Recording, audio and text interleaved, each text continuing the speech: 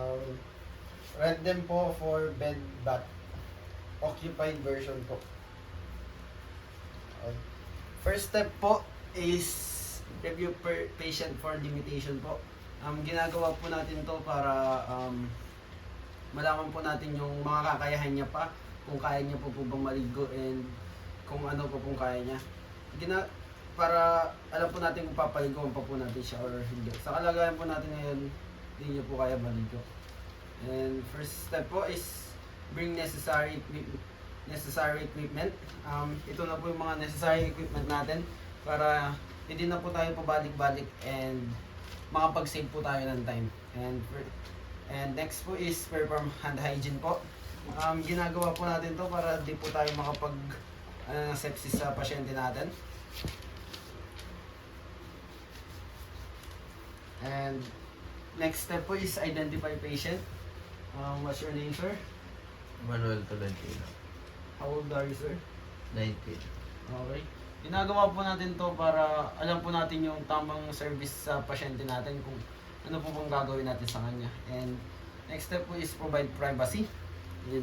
Sasara po natin yung mga cortina and the door po. Ginagawa po natin to para ma-avoid po natin yung embarrassment po ng patient natin towards other and for confidentiality na rin po. And next step po is remove devices if present. Kung may mga nakakalat man po sa bed niya, aalisin po natin. So, makapagtrabaho po tayo ng maayos.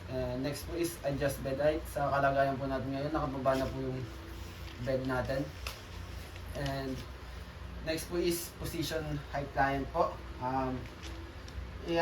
Iaayos po natin yung position ng pasyente natin so makapag-work po tayo ng maayos and maalis po natin yung uncomfortable feeling po sa pasyente natin. And next po is place bath blanket. And okay po, ito po. Ginagawa po natin yan so kung may mas spill man pong water sa kanya is maayos po natin. And next po is prepare warm water po. Ito po. Warm water po kasi para ma-avoid po natin yung shocks na malamig sa pasyente and mas comfortable po siya sa temperature ng water natin. And next po is prepare washcloth. Prepare washcloth po.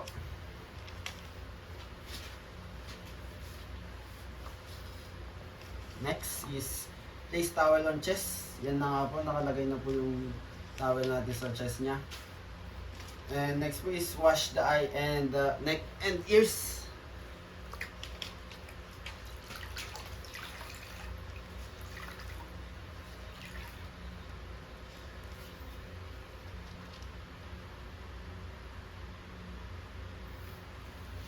Ginagawa po natin to for ma-avoid na po yung mga infection na nakasabit po sa kanya.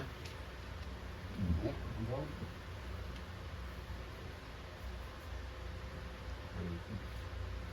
And next face. Next is wash arm and axillate. Dito po kasi sa banda po sa part na to is ano po yung mga pathogens po. Mas mabilis po makapit, mas mabilis po bumaho. Kaya winawash po natin siya lagi. Boss. And next po is soap and wash the end po. Ibababad po natin yung kamay ng pasyente sa warm water. So malinis po natin na maayos yung pasyente natin. And next po is repeat on the other side. So sa lagay po natin comfort ang bed natin is di na po tayo makakapag repeat sa side na yun. So pagpalagay na lang po natin na naka-wash na po yung sa kabila. And next po is wash the chest.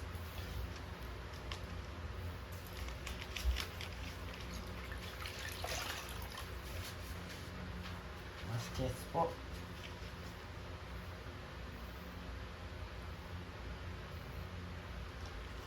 Next is lower the blanket for privacy po. Ginagawa po natin yan so yung private area niya po is di po makita natin. Okay, next is wash abdomen and leg and foot po. Linilinis din po natin dapat lahat-lahat ng parte ng katawan niya. And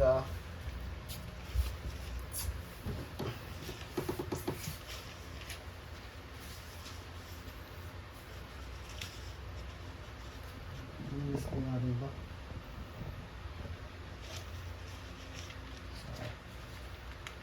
And the foot area po.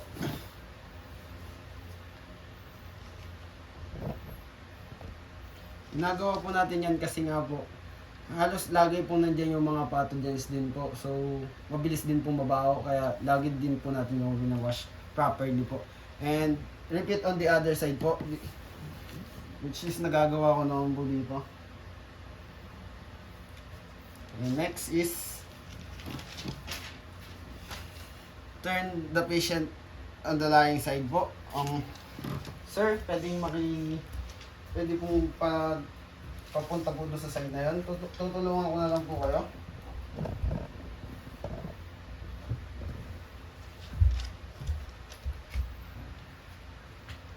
Ayan po. Ginagawa po natin yan so malilinis po natin yung likod niya and yung buttocks niya.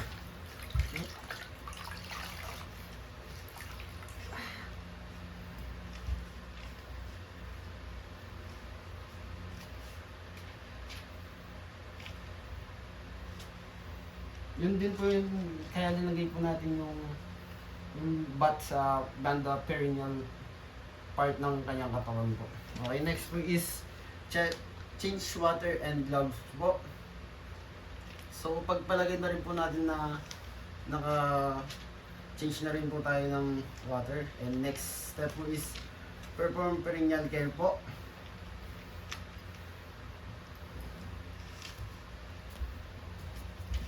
Dito po banda, lilinisin po natin yung perineal care, yung perineal part ng katawan niya po. Okay. Next po is put on clean gloves. Sir, pwede paayos na po ng higa. Okay.